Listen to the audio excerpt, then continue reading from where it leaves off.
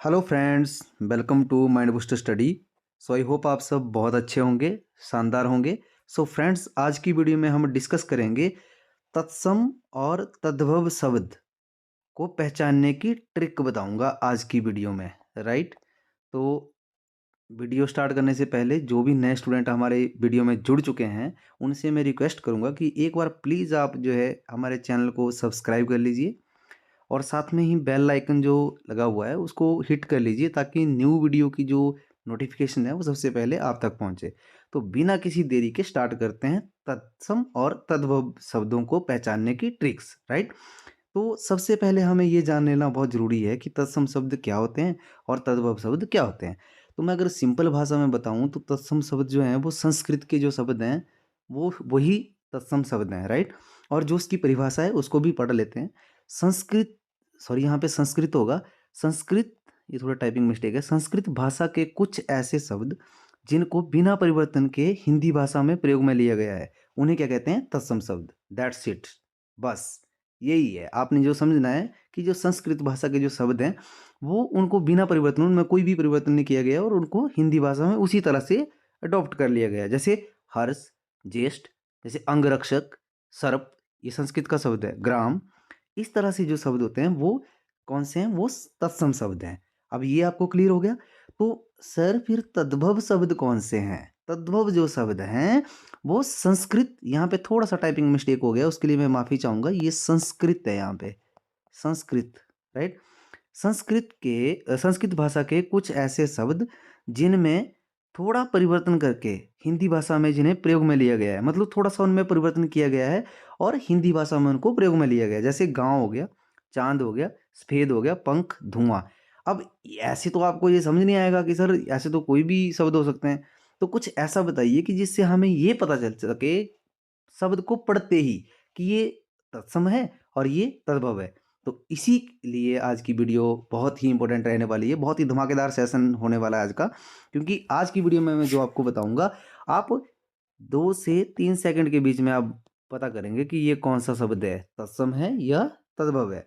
तो देखो, जैसे कि यहाँ पे लिया हुआ है मैंने तत्सम और यहाँ पे लिखा हुआ है तद्भव। अब कुछ 3-4 चीज़ें ऐसी हैं, कुछ मतलब मैं आपको बताऊंगा कि कुछ ऐसे जो हमारे जैसे वर्ण है ना, जो व्यंजन है हमारे, कि उनको आपने ध्यान में रखना है। जो व्यंजन जब किसी शब्द के बीच में आएंगे तो वो शब्द जो है तत्सम या तद्भव बन जाएंगे।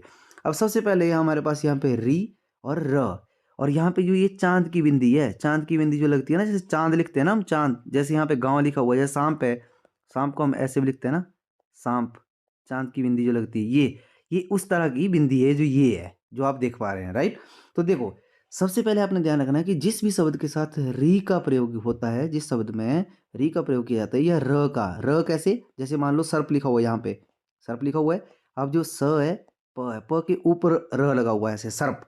तो जो जब ये र जब ऊपर आता है ना, तो जिस भी शब्द में आपको इस तरह से र दिखाई देता है वो क्या होगा? वो तत्सम शब्द होगा। फाइनल बात है कि वो तत्सम शब्द होगा। अब देखो, जिस जब घ के साथ में पैर में र लगा हुआ है, घ के पैर में र लगा हुआ है, ये जो ये है, जैसे हम ऐसे लिखते हैं ना, ये ऐसे, ये, तो ये पैर में र लगा हुआ है, तो ये क्या है? ये तत्सम शब्द है।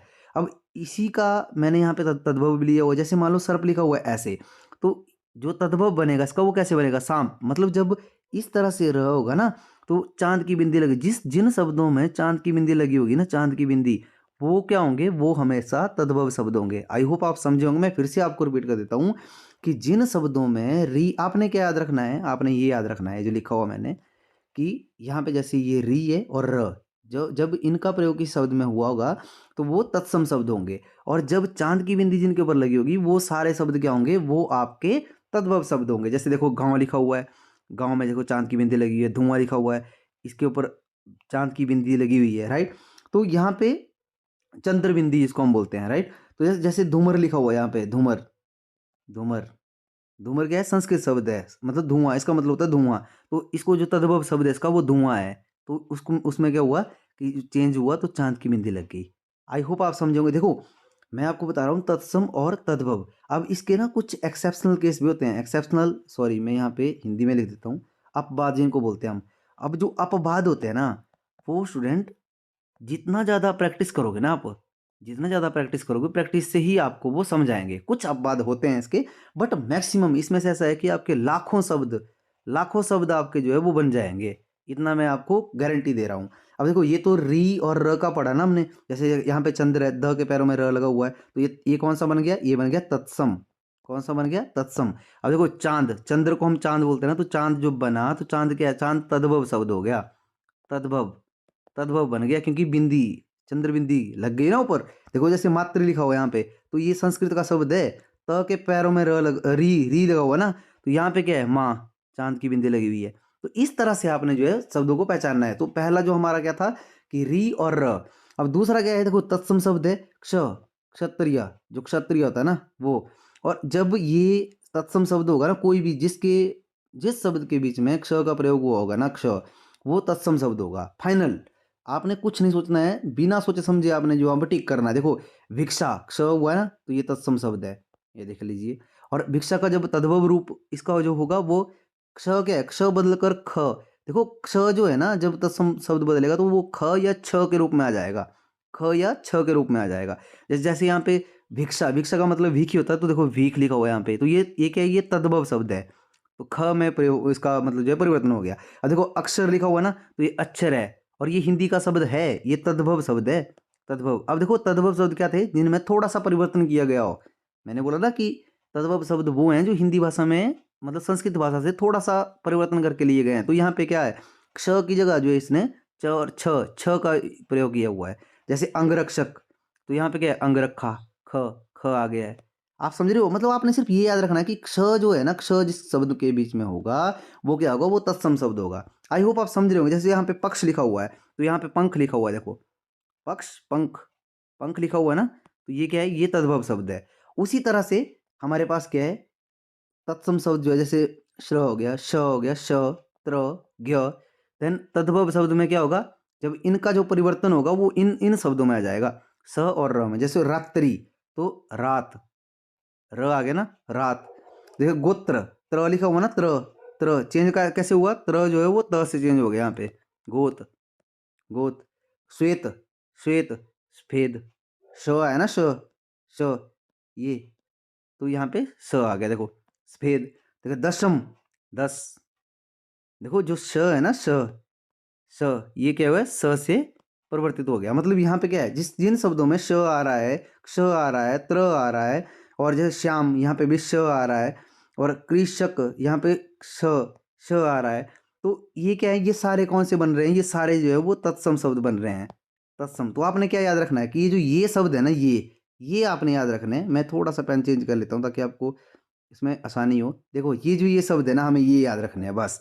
देखो स और र में परिवर्तित हो गए, 10 बन गया, स की जगह पे स लिख गया, देन यहाँ पे स की जगह पे यहाँ पे श आ गया, देन यहाँ पे स की जगह के ऊपर सशेव, स का प्रयोग हुआ है। आई होप आप समझे होंगे जो मैं आपको समझाने की कोशिश कर रहा हूँ। देखो हर्ष लिखा हुआ है, तो यहाँ पे उल्लास, स यूज हो गया, किसकी जगह पे, श की जगह पे स का प्रयोग हो गया। देखो अश्रु, देखो यहाँ पे स, आंसू, स आ गया यहाँ पे।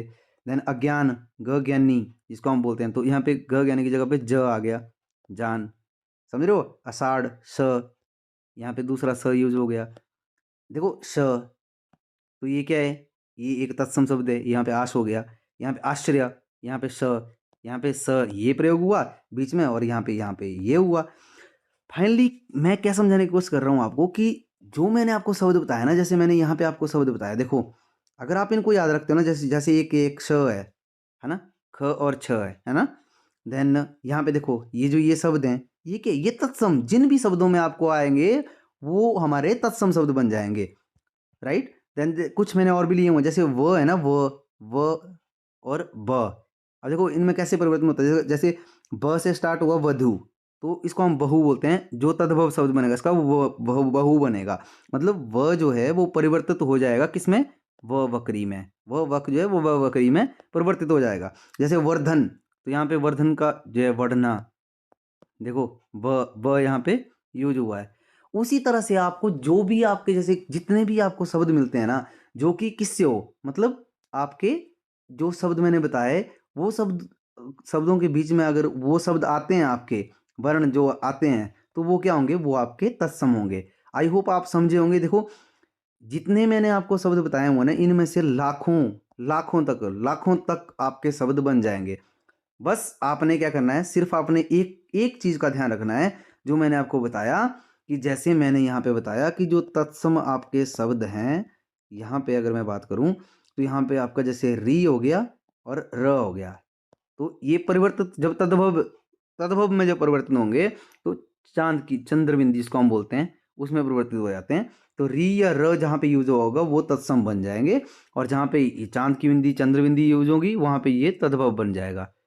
सिंपल, बिल्कुल सिंपल, किसी मतलब आपको कहीं पे भी ज़्यादा पढ़ने की जरूरत नहीं है।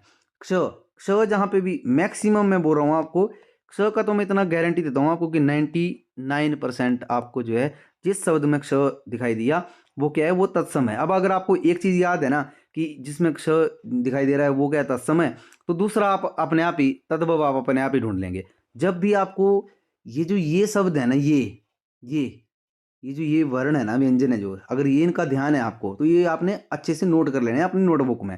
तो मैंने बताया भी आपको कि जो त्र है वो जब बदल रहा है तो वो त में जा रहा है, ठीक है। अब देखो जैसे मान लो जो श है, श श जब बदल रहा है तो वो किस स में जा रहा है, श शेम में जा रहा है वो, तो वो तद्भव का रूप ले रहा है। मतलब जब आपको ये जो ये व्यंजन है, मैं बार बार यहाँ पे फिर से बोल रहा हूँ कि ये व्यंजन जब आपको याद रहेंगे ना तो मैक्सिमम जो तत्सम शब्द है वो आपके इन्हीं व्यंजनों से बनते हैं, राइट।